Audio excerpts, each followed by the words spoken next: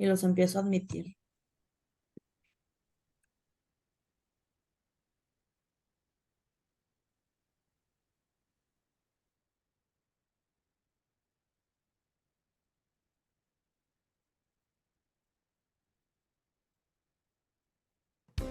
La Barra Mexicana Colegio de Abogados Capítulo Nuevo León está comprometida con la responsabilidad social. Como parte de sus objetivos está el tomar acciones a favor de los derechos de quienes no tienen acceso a una representación legal efectiva, mediante la realización de trabajo pro bono. El trabajo pro bono que se ofrece consiste en la prestación de servicios jurídicos de forma gratuita, sin expectativa de retribución económica, al servicio del bien común. La intención es colaborar con personas, sectores y o comunidades de escasos recursos o en situación de vulnerabilidad, contribuyendo a la formación de una cultura protectora de los derechos humanos, promoviendo la aplicación del marco normativo en nombre de quienes se ven limitados y, sobre todo, creando conciencia del compromiso que como personas, pero en especial como abogados y abogadas, tenemos.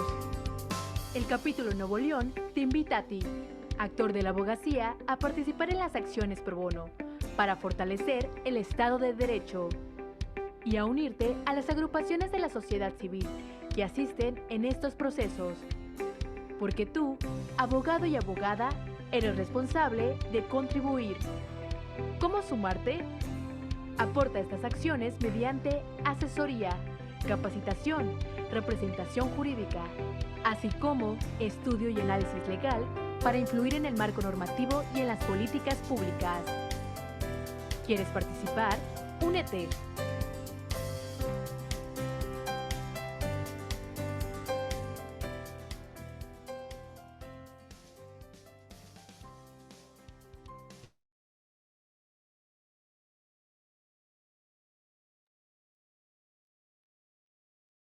Buenos días a todos. Les agradecemos acompañarnos a esta plática donde la maestra Alejandra Mayela Garza Domínguez nos va a estar platicando un poquito más acerca del tema de las invenciones y cómo se protege. Me gustaría, primero que nada, leerles una semblanza de la maestra Alejandra. Ella es licenciada en Derecho, egresada del Instituto Tecnológico y de Estudios Superiores de Monterrey, Campus Monterrey, en el 2002. Obtuvo la maestría en Derecho por la Escuela de Graduados en Administración Pública y Política Pública del Tecnológico de Monterrey, EGAP, en el 2007. Al día de hoy se encuentra estudiando el doctorado en Derecho. Formó parte como abogada en la Dirección Jurídica del Tecnológico de Monterrey desde el año 2001 hasta el año 2010, específicamente en las áreas de propiedad intelectual, corporativo y contratos. Fue regidora del municipio de San Pedro Garza García, Nuevo León, durante el trienio 2009-2012, fungiendo además como coordinadora de regidores. Actualmente es socia directora en De Hoyos Colofox, despacho especializado en propiedad intelectual. Es miembro y participa activamente en asociaciones nacionales e internacionales relacionadas con propiedad intelectual, tales como la Asociación Mexicana para la Protección de la Propiedad Intelectual, AMPI, Asociación Internacional para la Protección a la Propiedad Intelectual, AIPPI, Barra Mexicana de Abogados, BMA, Asociación Nacional de Abogados de Empresa, ANADE, International Trademark Association, INTA, y Asociación Interamericana de la Propiedad Intelectual, ACIPI, entre otras. Actualmente es coordinadora del Comité del Norte de la AMPI, así como coordinadora del Comité de Propiedad Intelectual, tanto en la Barra Mexicana Colegio de Abogados como de Nuevo León, como en el ANADE. En el área académica es catedrática en el Tecnológico de Monterrey, así como en posgrado de la Universidad Modelo. Ha impartido cursos y talleres en material de propiedad intelectual, derecho corporativo y regulatorio a nivel nacional e internacional. Así que Ale tiene muchísima experiencia en la rama de propiedad intelectual. Va a estar muy interesante esta plática. Les vamos a pedir que si tienen una duda, levanten la mano y Priscila, que también aquí está presente, nos va a estar apoyando en abrirles sus micrófonos para que puedan, en este caso, realizar las preguntas que tengan. Muchísimas gracias, Ale, y te dejo para que puedas empezar a compartirnos tu conocimiento. Muchas gracias, Arely. Muy buenos días a todos. Muchas gracias por atender a esta plática el día de hoy, donde vamos a platicar sobre cómo se protegen las invenciones. Les voy a presentar, es una pequeña presentación solamente para irnos guiando. Y como mencionó Saraí, si se tiene alguna duda, con todo gusto pueden levantar la mano y se les abre el micrófono, o bien si quieren ponerlo por el chat, como ustedes decidan. Aquí la intención es que tengamos una interacción también durante esta plática y que no solamente esté yo platicando o esté hablando, ¿verdad? Normalmente cuando uno piensa en invenciones, dice, bueno, una invención es igual a una patente, pero realmente sabemos lo que es una patente. Sabemos lo que hay detrás para que se pueda otorgar un certificado de patente, o a lo mejor no conocemos o no tenemos, más bien dicho, tanta, eh, pues sí, conocimiento en el sentido de que no se escucha tan seguido, no se escucha tan seguido eh, las distintas formas que existen de protección para las patentes. Cuando platico de este tema, ya les voy a compartir aquí esta, esta pantalla. Me gusta empezar con es como, imagínense el universo de la tecnología, y estoy hablando de una tecnología no solamente en cuanto a aparatos electrónicos, estoy hablando de una tecnología, por ejemplo, de mezcla de cementos o de biodiesel, de gasolina, cualquier tipo de tecnología que tenga que ver con la creación. Cuando tenemos una empresa bueno, sí, una empresa o un negocio, cuando utilizamos tecnología de dominio público, tenemos un mercado libre. ¿Qué es esto? Así como yo la puedo utilizar libremente, cualquier persona puede utilizarla. Por consiguiente, mi valor agregado es exactamente el mismo, el de todos los demás dentro del ramo. Cuando estamos utilizando una tecnología de terceros sin autorización, estamos hablando de un mercado ajeno. ¿Qué es lo que pasa cuando utilizamos un software, por ejemplo? Un software sin pagar la licencia correspondiente. Estamos utilizando una tecnología de un tercero. Estamos hablando aparte de un mercado ajeno y aparte estamos infringiendo. Cuando estamos hablando de una tecnología con licencia, ahora sí que yo tengo una tecnología donde yo adquirí una licencia de uso. Estamos hablando de un mercado limitado. Pero cuando yo tengo tecnología propia, el mercado es exclusivo para mí. Eso es lo que hace la propiedad intelectual. Da una exclusividad durante un determinado tiempo al titular en este caso, de la invención, ¿no? Del derecho de propiedad industrial. ¿Y qué puedo hacer yo con ese mercado exclusivo? Punto número uno, mi valor agregado ahora sí es un diferenciador de todos los demás competidores que tengo yo en mi ramo. Y aparte, si yo no, a lo mejor yo no quiero explotar esa tecnología y me interesa más otorgar licencias, bueno, tenemos un mercado para compartir a través de una licencia y yo recibir una regalía por el uso de la tecnología de la cual yo soy titular. Eh, Quisiera comentar, titular y dueño es prácticamente lo mismo, bueno, es lo mismo, pero es importante que tengamos el término adecuado en propiedad intelectual que se llama titular. Si bien es cierto, dueño hace las mismas funciones al momento en que uno está explicando, por ejemplo, bueno, pero aquí la palabra adecuada es titular, entonces al momento que escuchamos titular es igual al dueño. En este punto de la titularidad, ahí está. Denme 2 segundos para cambiar aquí las cintillas. Listo. Cuando estamos hablando de la titularidad, les voy a leer esta parte. Dejando a salvo el derecho irrenunciable, imprescriptible e inalienable del inventor o diseñador, aparece como inventor en los títulos de propiedad industrial. La propiedad sobre tales derechos se rige bajo los criterios de contractualidad para con las empresas que contratan su creación. ¿Qué significa esto? Los inventores, ya sea de una patente o de un modelo de utilidad, o los diseñadores de un diseño industrial, siempre deben de ser reconocidos en tal calidad. Pero el hecho de que yo sea la inventora de una tecnología, por ejemplo, pero si yo fui contratada o yo trabajo en una empresa para desarrollar esa tecnología, el titular de los derechos de dicha tecnología es quien me contrató. Por eso se habla que la propiedad de tales derechos o los derechos de propiedad intelectual se rige bajo los criterios de contractualidad. ¿Cómo está el contrato establecido? Aquí entramos la Ley Federal del Trabajo, Ley Federal del Trabajo, donde se habla que a falta de un contrato individual de trabajo por escrito, se entiende que es del trabajador. Cuando se tiene un contrato laboral sin cláusula de propiedad intelectual, se entiende que es 50% y 50% de la empresa y del inventor. Entonces, o una prestación de servicios, por ejemplo. Ah, En sí, existen algunas corrientes que dicen, bueno, por el simple hecho de existir un contrato de prestación de servicios, ya es suficiente para determinar que se le estuvo pagando para el desarrollo de la tecnología, ¿no? O de la invención. Sin embargo, es importante que se cuenten con una cláusula específica donde clarifique esta situación y que aparte exista una carta de reconocimiento. ¿A qué me refiero con esto? Cuando uno quiere proteger un invento,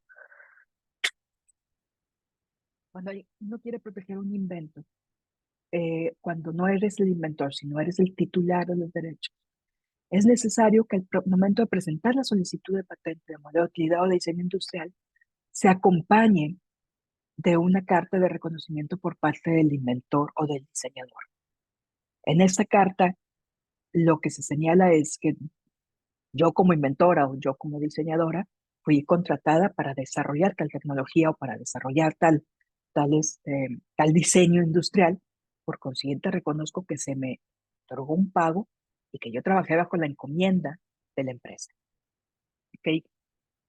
Si uno no presenta esta carta ante el INPI al momento de presentar la solicitud, la, se nos va a objetar, o sea, diciendo, a ver, bueno, entonces, ¿dónde está el documento que comprueba que tú eres el titular de los derechos?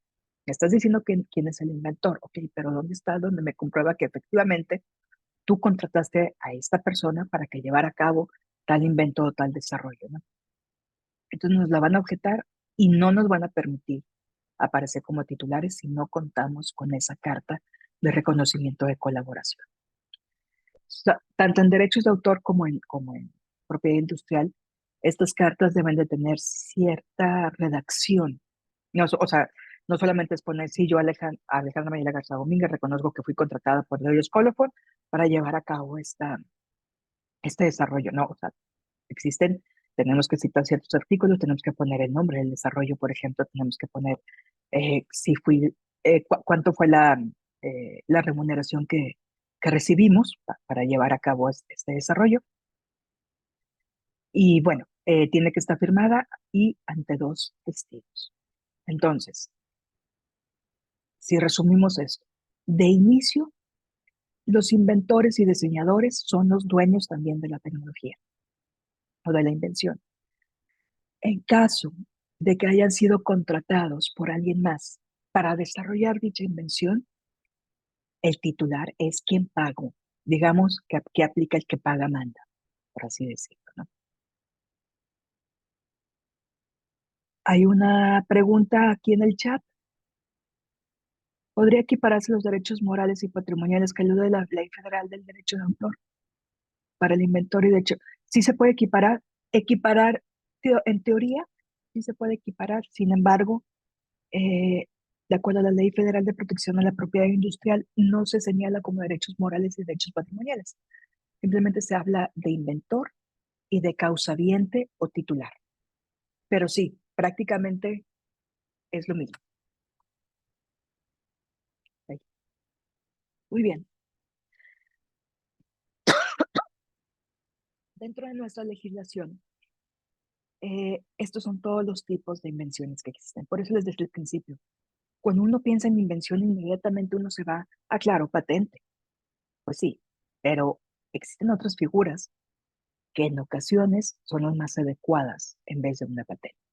Y ahorita vamos a ver cada una de ellas, porque realmente, eh, digo, se los puedo decir, hemos recibido en diversas ocasiones varios clientes que nos han dicho, es que quiero patentar mi invento y el momento que vemos, oye, no, es que esto es un diseño industrial, ¿verdad? O sea, no es patentar, es registrar un diseño industrial. O bueno, es que hice una mejora para esto. Bueno, entonces no es una patente, es un modelo de utilidad. ¿Sí?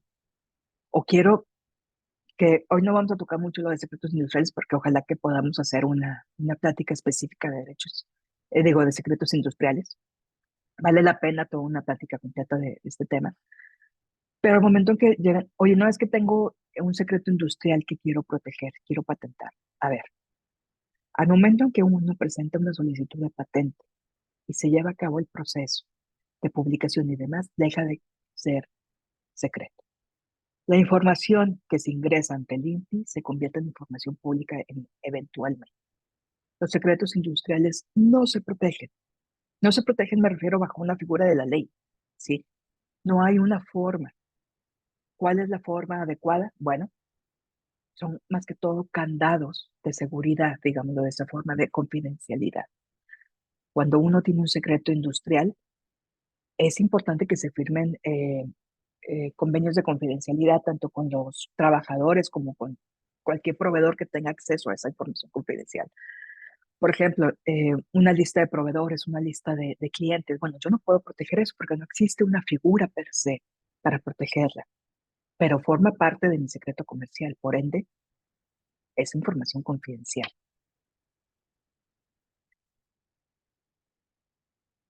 Muy bien, las patentes. Empecemos con las patentes.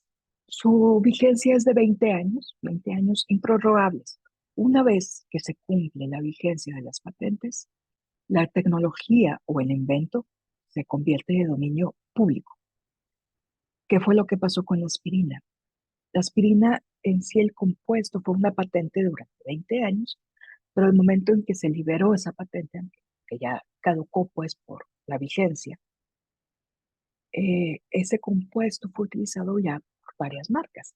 ¿Qué fue lo que, qué fue lo que marcó la diferencia? Porque la aspirina sigue siendo la aspirina por la marca. Cuando tienes un producto, por ejemplo, en este caso farmacéutico, vas posicionando la marca en el mercado.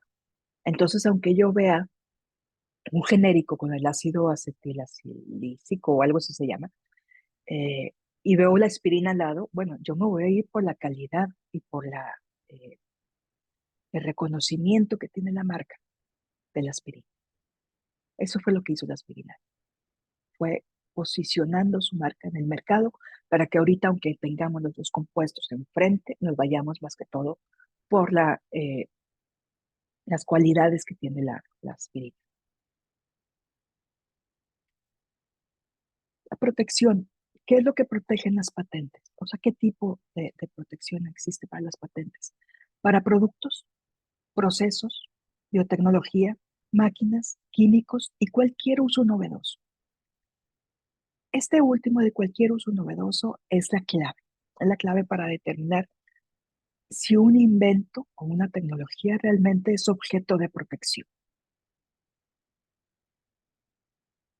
Para que una patente pueda ser otorgada, o si sea una patente, vaya, necesita cumplir con tres requisitos. El primero de ellos es la novedad. Es una manera universalmente nueva de transformar la materia y la energía existentes en la naturaleza. Tiene que ser nuevo, esa es la definición, tiene que ser nuevo. Tiene que contar con actividad inventiva, una creación de algún ser humano, la cual no debe de ser evidente para un técnico en la materia. ¿Qué significa esto? Si yo llego con un concepto inventivo en mi solicitud de patente, lo que tiene el INPI es que recibe la solicitud, bueno, el INPI y cualquier autoridad de oficina de patentes a nivel mundial, reciben la solicitud y dependiendo de la materia, si es eléctrica, si es mecánica, biotecnología, química, etcétera, se va con los especialistas de esa materia en específico, de esa rama. Entonces vamos a suponer que yo presento una solicitud con un concepto inventivo en el área mecánica. Se va a ir con un experto en el ramo en mecánica. Y significa que para el examinador lo que yo estoy presentando no es algo obvio, que carezca de obviedad, que realmente tenga una actividad inventiva.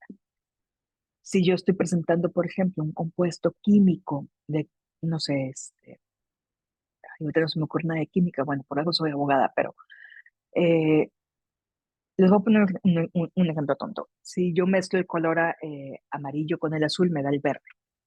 Entonces yo quiero patentar esa mezcla. Bueno, pues el examinador me va a decir, es más que obvio, eso ya lo sabemos, aparte no es novedoso y carece de actividad inventiva. Y el tercero de los requisitos es aplicación industrial, es decir, la posibilidad de que pueda ser producido, el concepto inventivo, o utilizado en cualquier rama de la actividad económica, o sea, que se pueda explotar. Imagínense ustedes que llegamos con una fórmula nueva para generar cocaína, pues obviamente no puede ser explotado de forma legal, entonces no se estaría cumpliendo con este requisito de explotación. Dentro, obviamente, existe la posibilidad de ser explotado. ¿Qué no son invenciones? Los principios teóricos o científicos. La fórmula de Einstein no es objeto de protección. Descubrimientos de algo que ya existe en la naturaleza. Bueno, no sé, es que descubrimos un nuevo tipo de metal o este elemento de la tabla periódica. Ya existe, se descubrió, no se inventó. Es algo muy distinto. Esquemas, juegos, planes, reglas, métodos de negocio, matemáticos. Volvemos al punto. También cuando existe un juego de mesa, por ejemplo, que llegan clientes y nos dicen, oye, es que quiero proteger las reglas del juego. Bueno, pues es que no se puede. No se puede ni en patentes ni en derechos de autor, porque son unas instrucciones finalmente. No lleva una creatividad. El juego lleva la creatividad, estoy de acuerdo, pero las reglas no. No lleva una invención de por medio. Y por principio general, los programas de cómputo y software. Los programas de cómputo y software se protegen principalmente por derechos de autor, por varias razones. La primera de ellas es que para que una patente sea otorgada, les estoy hablando que al menos pasa entre 4 y 5 años, al menos. Imagínense los programas de cómputo, esperarte 4 o 5 años. La verdad es que ya la tecnología del programa de cómputo ya estuvo obsoleta y ya tuvo N número de actualizaciones. Agarremos el ejemplo de los iPhones. Cada año está cambiando algo del iOS. El de 5 años no tiene nada que ver con el que está ahorita. Entonces, los derechos de autor son más expeditos en ese sentido de otorgar la protección. No significa que la protección sea tan amplia como una patente, sin embargo, bueno, pues es una de las razones por las cuales de inicio los programas de cómputo y software no están comprendidos como invenciones. Sin embargo, sin embargo, si dicho software o programa de cómputo conlleva un método eh, un método intrínseco para que pueda funcionar ese software o ese programa de cómputo, sí es objeto de ser patentado. Digamos que existen formas de cómo expresar el programa de cómputo para que cumpla con los requisitos que se necesitan para que sea patentado, ¿sí? Pero volvemos al punto. ¿Realmente queremos patentar un programa de cómputo cuando se tarda al menos 4 o 5 años en que me otorguen el certificado y que ya pueda ser de uso exclusivo mío? Entonces hay que considerar en qué casos sí es aplicable y en qué casos no debiera de ser aplicable el programa de cómputo como una invención. Lo que vimos anteriormente es lo que no se consideran invenciones. Ahora, ¿qué no es patentable? Los procesos biológicos, forma de presentar una información, material biológico y genético, creaciones artísticas, razas de animales. Imagínense que ahorita hay una raza hermosísima de perros, Labradoodle, creo que se llama. Es la mezcla de dos razas, que es Labrador y French Poodle, pero eso no es una patente, ¿verdad? O sea, no aplica aquí la raza de animales. Yuxtaposición de invenciones conocidas. Si yo junto la televisión con un lector de DVD, eso no es una invención. Estoy mejorando algo que ya existe, que eso lo vamos a ver ahorita con modelo de utilidad. Entonces, unir dos invenciones que ya existen no es objeto de patente. Y las partes del cuerpo humano, el cuerpo humano y sus partes, métodos de tratamiento quirúrgico, terapéutico que lo componen, diagnóstico aplicable, etcétera. Todo lo relacionado con medicina en el sentido del cuerpo humano o de cómo se lleva a cabo, por ejemplo, una cirugía de corazón abierto. ¿Sí? Etapas previas a la presentación de una solicitud de patente. Hay que tener claro cuál es el concepto inventivo a proteger. Dos, y esta no puede ser lo suficientemente enfática. Debe de realizarse una búsqueda tecnológica del estado de la técnica o del estado del arte. ¿Qué significa esto? Yo tengo una tecnología que para mí, yo, Alejandra, considero que es un invento. Muy bien. Y a nivel mundial, ¿cómo sé que efectivamente estoy inventando algo? A través de una búsqueda tecnológica. Aquí se busca en todas las bases de datos a nivel mundial, de las patentes que existen y que están en trámite, y digamos que verificamos que efectivamente la tecnología que yo estoy reclamando como una invención no pertenece a nadie más ni se parece a algo que ya existe en el mundo de patentes. ¿Qué pasaría si nos vamos directamente a la solicitud sin haber hecho esta búsqueda tecnológica? Bueno, presentamos la solicitud y el INPI nos la va a objetar por falta de actividad inventiva y novedad. En cambio, si yo ya sé que existe algo parecido, bueno, entonces, uno, me voy a evitar el gasto, porque si es, en este caso, cuando no tenemos los elementos adecuados, se convierte en un gasto en vez de una inversión. Entonces voy a hacer, me evito el gasto y veo, ok, mi tecnología entonces está en la rayita de esta otra tecnología que está patentada. ¿Cuál es el valor agregado de la mía? Y enfoco mi concepto inventivo hacia ese valor agregado.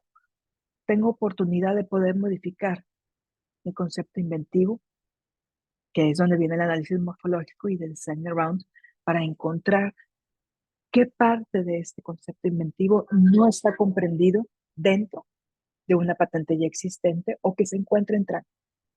Es importante señalar la prioridad de una patente. Puede haber solicitudes de patente que se hayan abandonado, pero el hecho que se hayan abandonado no significa que yo pueda adueñarme de esa tecnología. Ya existió alguien que pensó en esto, entonces yo no me puedo basar en ella. Tanto las solicitudes en trámite, las abandonadas y las patentadas, se deben de tomar en consideración para la búsqueda tecnológica. Aquí no es como en marcas, por ejemplo, que en marcas dices tú, está caduca esta marca, o está abandonado este trámite, ok, yo tengo oportunidad de poder registrar la marca. Aquí en patentes no. Si ya existe un concepto inventivo que se solicitó, que se publicó, que ya se hizo público, pues digamos que ya se quemó, digámoslo de esa forma, que no es lo correcto, pero podemos decir que ya se quemó ese cartucho, pues.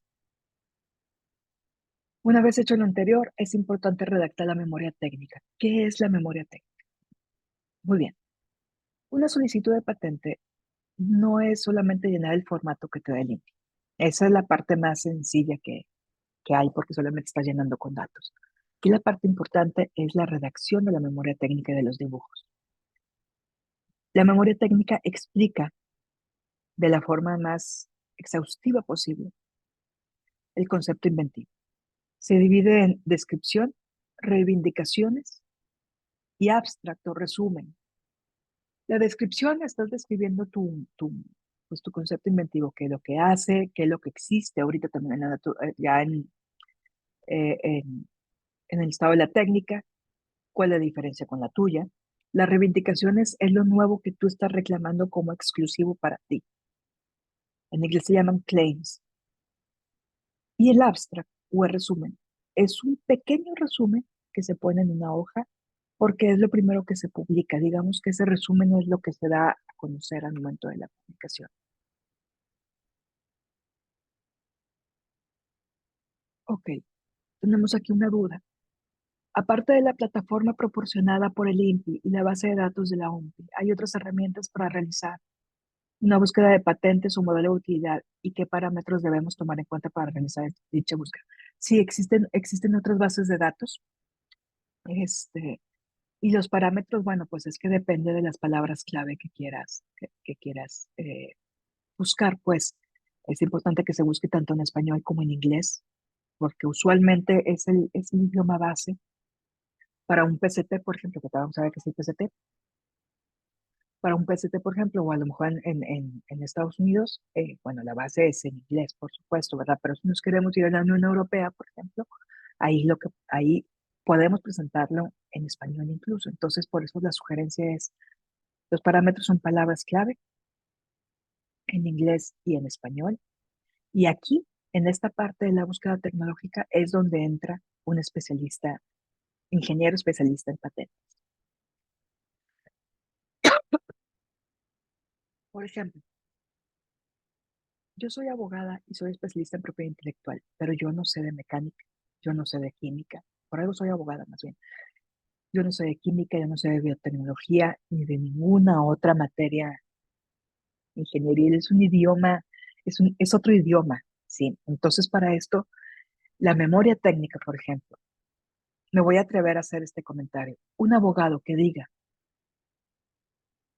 que se dedica a hacer memorias técnicas es una falacia, porque es tan técnico que tiene que ser un experto en el ramo. Ahora, que si es abogado e ingeniero mecánico, bueno, ahí sí ya no digo absolutamente nada, pero por ejemplo, yo que solamente tengo estudios en derecho, decir que yo puedo redactar una memoria técnica y que yo puedo hacer una búsqueda tecnológica, no es verdad. En nuestro caso, por ejemplo, en el despacho tenemos a nuestro socio en patentes, que es un ingeniero precisamente, y que tiene a su vez a gente de cada una de las ramas, o al menos las ramas más conocidas o más buscadas, pues, que son los que llevan a cabo tanto la búsqueda tecnológica y este análisis, así como la redacción de la memoria técnica. Los abogados, en cuanto a patentes o invenciones, entramos para presentar la solicitud y cuando se trata de un litigio. Ahí es donde entramos nosotros. Pero realmente un proceso de protección de patente es tan técnico que requiere un especialista en ese ramo o en esa materia. Una vez que ya se presenta la solicitud de patente ante el INPI, se lleva a cabo un examen de forma. Un examen de forma para verificar que efectivamente, no sé, la memoria técnica, por ejemplo, haya cumplido con los márgenes correspondientes de las hojas, eh, que se haya adjuntado la carta poder, la carta de reconocimiento, etcétera. Una vez que se cumple este examen de forma, se lleva a cabo la publicación y después se inicia el examen de fondo, que esta es la parte tardada. Desde la presentación de las solicitudes a la publicación puede pasar aproximadamente 1 año y medio, 18 meses. Desde la publicación hasta el primer oficio, porque siempre va a haber un oficio, eso se los puedo garantizar. Primer oficio de fondo, pueden pasar 2, 3 años. Incluso nos tocó un asunto en Chile donde la patente se otorgó al año 18 de haberla presentado. Las patentes duran 20 años, o sea, solamente se tuvo 2 años de exclusividad. Con la pandemia, lo que sucedió en la pandemia en el INPI también hizo que se atrasara demasiadas las cuestiones, los trámites que, tanto en marcas, imagínense patentes. Eh, pero bueno, pues es que se juntó y pues todo el mundo no sabíamos qué hacer, ¿verdad? Pero, por ejemplo, tuvimos asuntos que se ingresaron en 2016 y el primer oficio salió hasta el 2022. El primer oficio. Pues ya pasaron 6 años desde que se presentó, ¿no? Ya una vez que sale el primer oficio, cuentan con 4 meses para poder responder dicho oficio. El INPI te puede emitir hasta cuatro oficios de forma. El quinto ya es la negativa. O sea, si no lograste convencer al examinador, ya la quinta vez ya es la negativa definitiva. Ahora, si lograste convencer al examinador, bueno, entonces ya procede el otorgamiento del título o de registro, si no es el caso. Aprox dura entre 4 o 5 años el proceso y digamos que esto es un promedio porque dependiendo de la naturaleza, dependiendo del tipo, puede durar entre 4 y 5 años o puede durar 10 años. Desde la presentación de la solicitud o desde la presentación internacional. PST. Se lo voy a platicar muy por encimita porque digo, es todo un tema también de estudio. Tratado de Cooperación de Patentes, PST. Este es un tratado internacional del cual México forma parte. ¿Y qué es lo que hace? Cuando tú presentas una solicitud de patente en México, por ejemplo, y quieres irte a otros países para también protegerlo, porque las patentes son territoriales. Si yo la tengo protegida en México y no la protegí en China, China perfectamente puede hacer uso de mi tecnología y no me está infringiendo, siempre y cuando lo haga en China o en algún otro país donde yo no tenga la patente. ¿Ok? Cuando yo ingreso una solicitud de patente, cuento con un año contado a partir de la fecha de presentación, de la primera presentación, para irme a cada uno de los países. ¿Sí? Si se me pasa ese año, que son los 12 meses, ya pierdo ese derecho de prioridad según el Convenio de París. Sin embargo, lo que hace el PCT es darte la posibilidad de que presentes una solicitud internacional y puedas tener hasta 30 meses para poder iniciar las fases nacionales. ¿Qué son las fases nacionales? Es irte a cada uno de los países. Lo que usualmente bajo el Convenio de París harías en 12 meses, con el PCT lo puedes hacer hasta en 30, incluso hay países como China, que es hasta el mes 32, o Colombia, que es hasta el mes 31.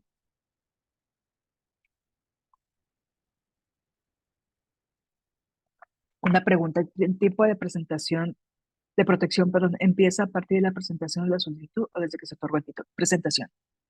Desde la presentación y cuando estamos hablando, por ejemplo, de patentes internacionales, o sea, como bajo el esquema de PCT, bajo el tratado PCT, es desde la fecha de la presentación internacional. Por ejemplo, nosotros tenemos un asunto que se presentó el PCT en el año 2011 y acaba de otorgarse el título hace un mes, más bien dicho, me acaban de avisar que ya se otorga el título. Entonces, estamos hablando que pasaron 12 años, sí, 12 años. Entonces, yo ya, bueno, mi cliente ya perdió 12 años, pues. Entonces, a partir de la solicitud. Jesús Yaguno, ¿se cuenta como un derecho de prioridad por tramitar patente antes que otras que puedan ser semejantes? Sí. Sí, de hecho existe algo que se llama patente provisional. Solamente esta figura existe en Estados Unidos, pero digamos que está separando esa prioridad. Pero ojo, los 30 meses del PCT cuentan a partir de la solicitud provisional. O si empezamos en México, es que sí puede ser algo confuso, pero bueno, por eso decía, son 30 meses contados a partir de la primera presentación. Por primera presentación me refiero a la patente provisional o bien la primera presentación que se tuvo en cualquier país antes de la presentación internacional, o hay gente que se va directamente a la presentación internacional y a partir de ahí se cuentan los 30 meses. Este, el tiempo, Emilio Gómez de la Garza, el tiempo de protección, bueno, esta ya la respondimos, ya la respondimos. Muy bien, entonces, una vez que, digo, más bien dicho, para presentar una solicitud internacional bajo el tratado de PCT, se puede presentar en línea ante la OMPI o bien se puede hacer directamente en el INPI presentando la solicitud. Tiene que ser en hoja A4, son varios requisitos que tienen que ser en la presentación internacional. Yo sugiero, y siempre va a ser muchísimo más fácil y más rápido, hacerlo en línea. Si tenemos estas herramientas, hagámoslo en línea. Es, digamos que el margen de errores de forma se disminuyen considerablemente. Y bueno, una vez que ya se presenta y que se pasa la publicación de la patente, ojo, el PCT realmente no te dice, ¿sabes qué? Si tu patente, digo, tu concepto inventivo, si es patentable o no. El PCT únicamente hace una búsqueda, te la informa, si quieres hacer modificaciones las haces, pero no estás protegido. El PCT solamente te está diciendo aquí estás parado. Una vez que ya se cumplen estos 30 meses, tienes que empezar las fases nacionales. Te vas a Estados Unidos, a Canadá, a la Unión Europea, China, Japón, India, donde tú quieras. Y se inicia un proceso interno, o sea, como si hubiera sido directamente a dicho país. La pregunta del millón es, oye, pero ¿para qué quiere el PCT si se tarda más? Pues sí, pero así como se tarda más en iniciar cada una de las fases nacionales, también se tarda más en que tengas que pagar todas esas fases nacionales. Porque si bien es cierto, tener patentes a nivel mundial no es algo barato, no es algo barato, pues. Tienes que tener también gente que en cada uno de los países tienes que hacer las traducciones, En Japón se tiene que saber japonés necesariamente, en Brasil en portugués, o sea, sí te da chance, por así decirlo, de hacer un cochinito para que luego ya puedas iniciar con todas las fases nacionales y que inicien ya los procesos internos de cada oficina de patentes. Si la intención, y esto también tengo que ser muy empática, el PCT no es para todos. Si la intención es solamente protegerlo en 3 países, ni gasten tiempo, dinero y esfuerzo. Váyanse directamente a esos 3 países. No se metan al PCT. Si estamos hablando de que tienes la intención de proteger tu concepto inventivo en al menos 10 países, vete al PCT. Ahí sí vete al PCT. Sí te va a facilitar mucho. Es dependiendo del número de países en el que quieras proteger tu concepto inventivo.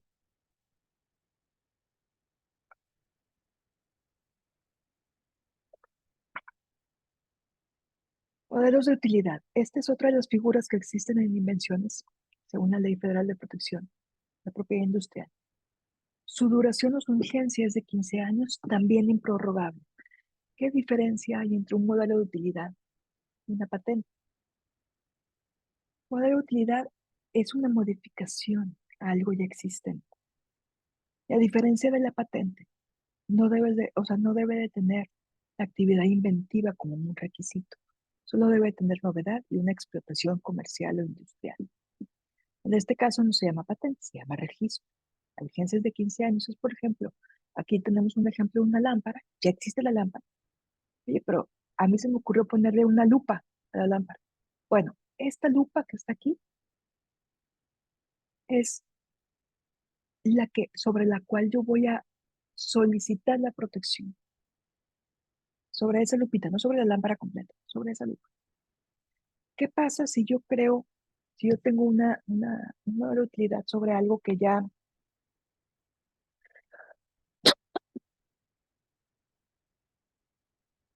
sobre un producto del cual yo no tengo autorización para usar?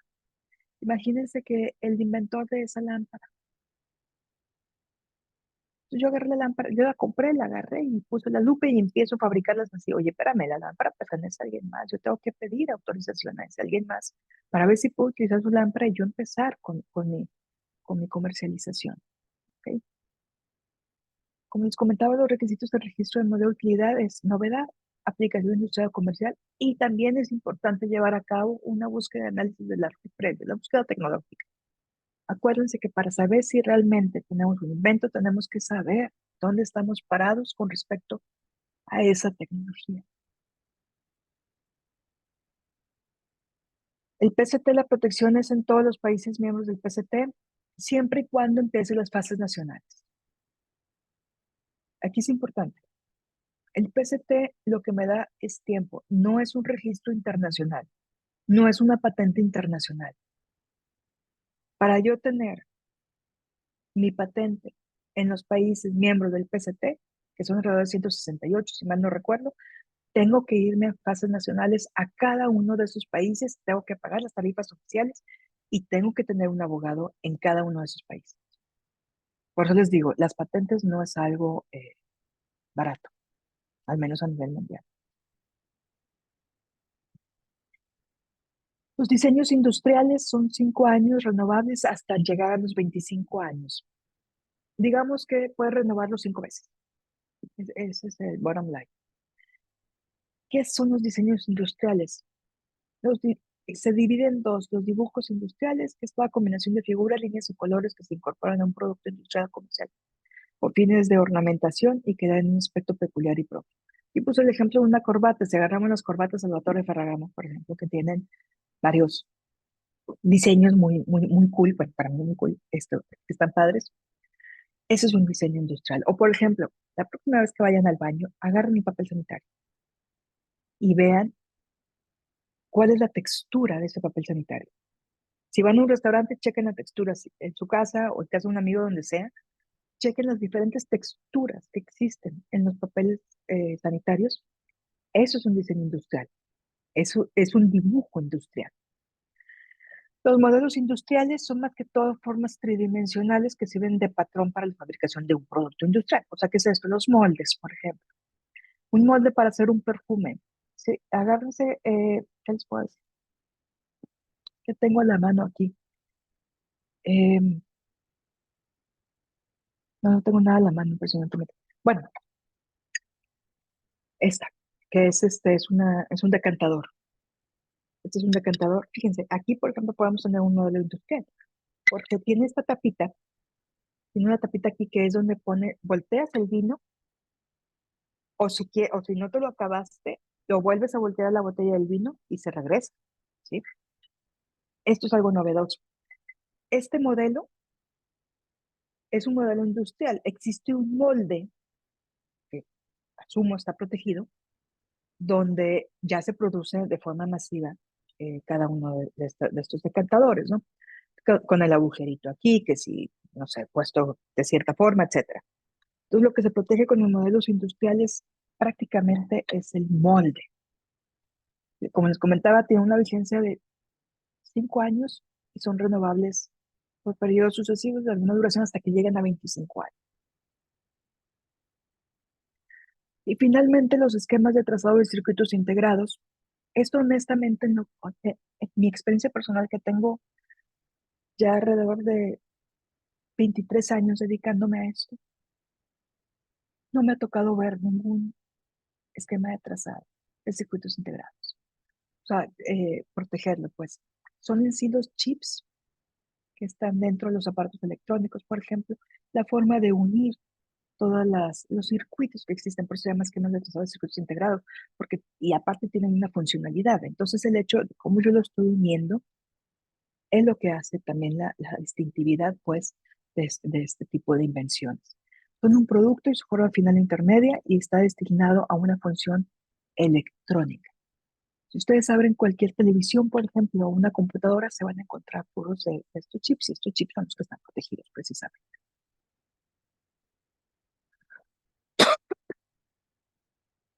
Las ventajas de protección, de contar con una invención es, bueno, pues obviamente proteges tu invención, te da seguridad jurídica a ti de que no estás infringiendo ninguna invención de alguien más. Y también si lo vas a licenciar, le da seguridad jurídica al licenciatario de que no se está metiendo en problemas y que la tecnología realmente es tuya. Evitar que otros usen o comercialicen o utilicen ilegalmente sin tu consentimiento. Si yo tengo una patente y alguien más la está utilizando, yo puedo iniciar una demanda de infracción por uso no autorizado de una patente o de un modelo de utilidad o de un diseño industrial. Crear y desarrollar nuevas tecnologías. Bueno, aquí lo padre de las invenciones, así como de las creaciones artísticas, es que está incentivando continuamente la creatividad humana. Siempre queremos tener lo mejor, lo mejor, lo mejor, lo mejor. Bueno, gracias a que existe un piso, digamos de esa forma, sabemos hasta dónde podemos llegar, ¿no? Y finalmente, recibir una retribución en caso de otorgar una licencia de uso. ¿Hay licencias gratuitas? Sí, pero la mayoría, si no es que el 99.9% de las licencias, son onerosas y existe una regalía de por medio. Ahora bien, ¿qué pasa con la autorización de uso? Bueno, las licencias de uso pueden ser exclusivas o no exclusivas.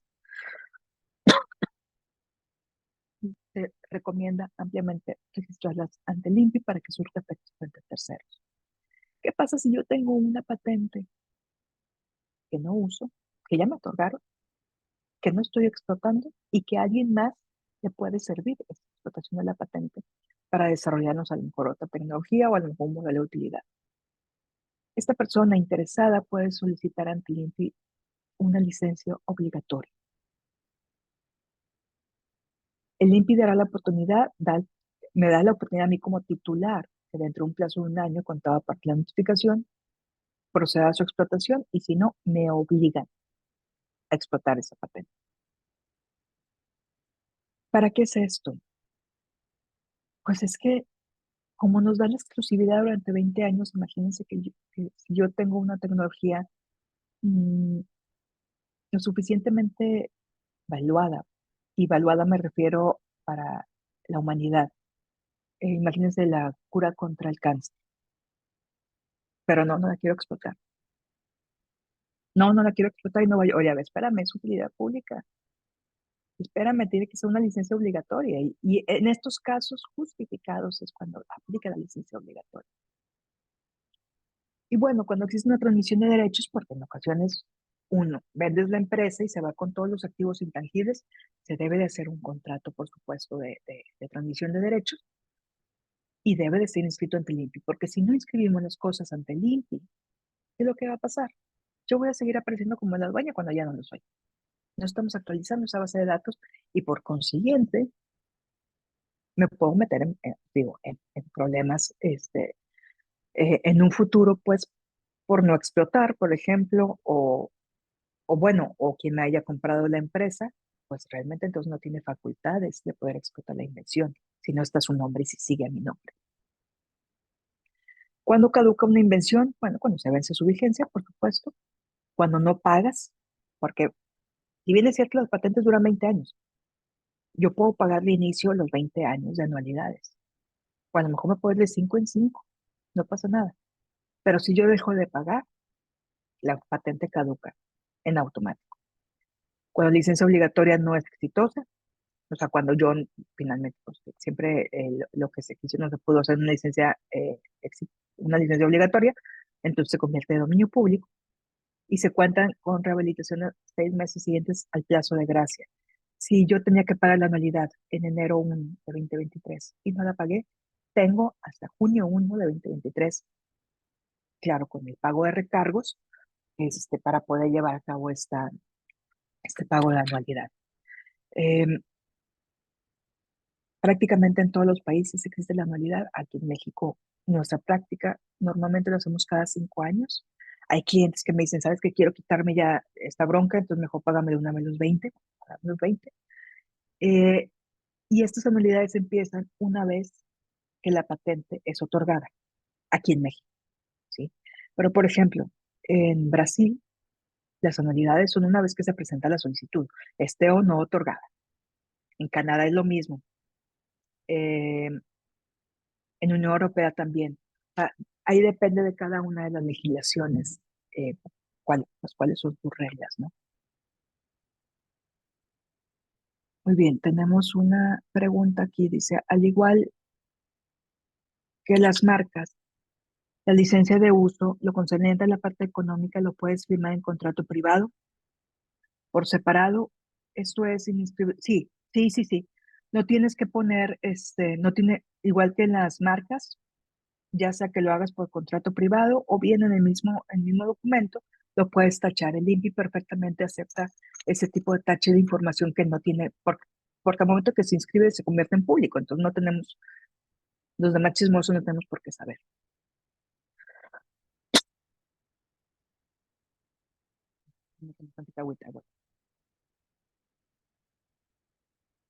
Dice, Alejandra Holguín, ¿cuál es el límite o característica que diferencia todas las invenciones registrales vía patente no tienen diseño en el secreto industrial? ¿Y por qué cree que los secretos no se registran? Pues no se registran porque al momento que se registran dejan de ser secretos. Es como si te cuentan un secreto. Mi hermana me cuenta un secreto y yo se lo cuento a mis amigas, pues ya no es un secreto, ya es un chisme, digámoslo de esa forma. Los secretos industriales es igual. Al momento, toda la información que entra al INPI para ser registrada, eventualmente se convierte en información pública.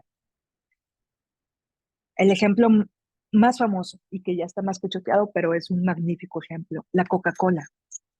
La Coca-Cola no tiene protegida su fórmula, lo tiene como un secreto industrial. ¿Por qué? Porque al momento en que yo la protejo como una patente, a los 20 años ya sabríamos la fórmula de la Coca-Cola y deja de tener su valor competitivo, deja de tener eh, sí, o sea, siempre les digo su IVA, su valor agregado. Entonces, eh, ¿qué es lo que pasa cuando uno inicia sí, un proceso de protección ante el INPI? Eventualmente se va a convertir de dominio público. queremos que nuestro secreto industrial se convierta de dominio público, o sea, prefiero sacrificar que eventualmente sea un dominio público a tener 20 años de exclusividad, o prefiero mantenerme con la exclusividad del mundo como un secreto industrial. Si alguien más llega a dar con esta fórmula de la Coca-Cola, ahora sí inicio mi procedimiento de patente, porque al menos me va a garantizar 20 años más. Espero haber respondido a la pregunta. Alicia Muñoz, ¿qué ocurre si en otro país, en China, no registra la patente? Ellos la copian y posteriormente te importan al país un producto idéntico al tuyo.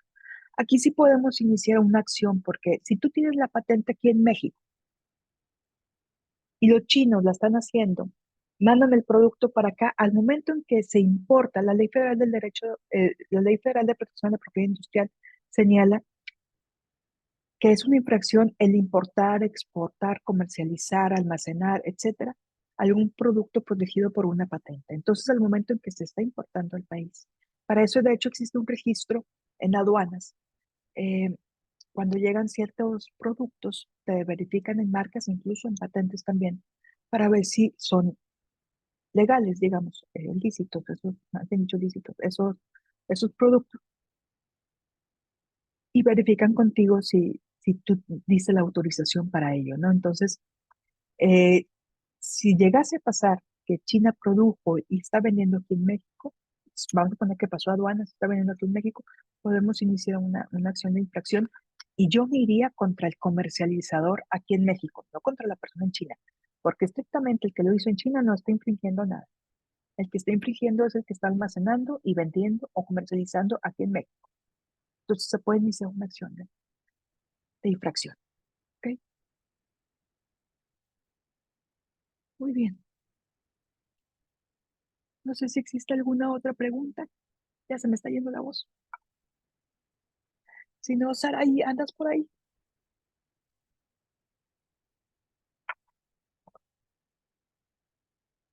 Muy bien. Bueno, pues por mi parte es todo. Les agradezco mucho. Espero que haya sido interesante la plática. Ya me estoy quedando ahora sí sin voz. Pues aquí estaba, nada más que se me fue el Zoom. La verdad te agradecemos mucho, estuvo muy interesante la plática. Yo que no veo temas de patentes, la verdad a mí me sirvió bastante para poder darme una idea, y pues sí sabemos que la verdad es muy costoso para el cliente en ciertas ocasiones el registro, pero pues eh, ahí cada abogado tenemos que evaluar qué es lo que sí le conviene, qué es lo que no le conviene, para poder darle una correcta asesoría en este caso al cliente. La verdad, Alejandra, te agradecemos mucho por habernos dado esta plática. Yo ya apunté que te dijiste que ibas a dar otra plática acerca de secretos industriales, entonces ya lo tenemos aquí apuntado, porque pues la verdad está muy interesante. Como quiera, igual si alguien necesita los datos de Alejandra, con mucho gusto se los podemos pasar. Y pues no, si ya no hay más dudas, yo creo que sería todo. Muchísimas gracias. Qué mala onda que te quedaste sin voz, pero esperamos poder tener una plática próximamente. Claro que sí, ya que esté mejor, muchísimas gracias. Ah, perfecto, estaba esperando el reconocimiento. Aquí te damos un reconocimiento por parte de la Barra Mexicana Colegio de Abogados por tu destacada participación en esta sesión de invenciones, cómo se protege. Con mucho gusto te lo vamos a hacer llegar, y pues esperamos poder agendar próximamente la otra plática acerca de secretos industriales. Así será. Nos ponemos de acuerdo. Muchísimas gracias. A ti, Muchas hasta luego. gracias, Alejandra. Todos. Gracias. Bye bye.